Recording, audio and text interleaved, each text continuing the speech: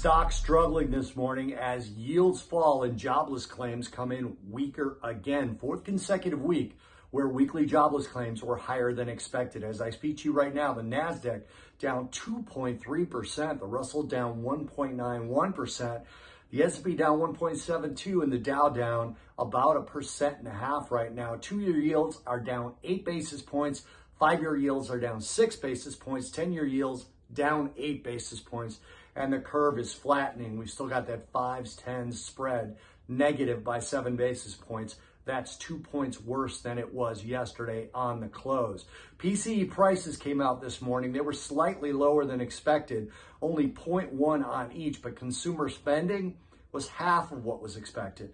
0.2 versus 0.4 on the expectation side of things. All this while personal income is flat at 0.5. That was at expectations and at the same level as last month. Also, credit is starting to show signs of strain as the spread between treasuries and high yield debt starts to widen. Commodities are also lower. There's some weakness in the euro, some subsequent strength in the dollar. 3 days lower for the euro as the spread differential widens actually between the German 10-year and the US 10-year. I said the US 10-year was down by 8 basis points.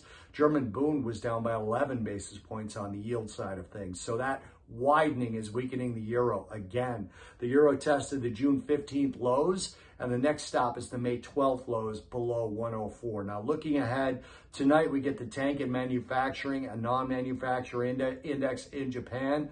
Tomorrow, inflation data out of the EU, and then the ISM manufacturing PMI along with construction spending here in the US. Also, remember, tomorrow could be a lower volume day simply because Monday is the 4th of July holiday in terms of U.S. equity markets and banking. And then also, you need to look at the overall volumes on the close of the month and the close of the quarter, which is today.